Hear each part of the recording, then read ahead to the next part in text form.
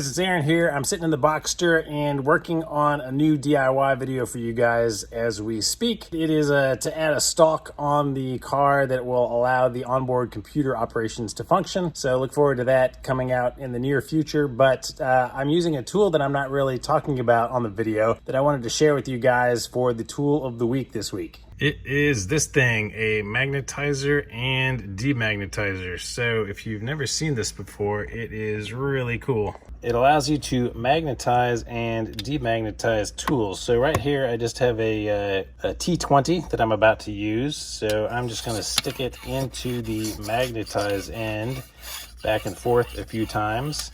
And now this tool is magnetized. Let me show you. So if I touch it up against the screwdriver here, look at that, we have a magnet.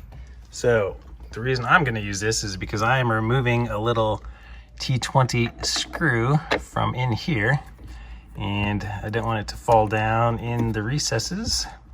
This one wouldn't be terrible, but there are some more harder to see ones that I'm about to get to. So I just wanted to show it to you on one that you can actually see. So once you get the screw out, man, this is a long screw. I was not expecting this. If I can finally get this thing out, I can extract it away without it dropping off. So, really cool. I'm gonna put a link to this, pretty strong magnet.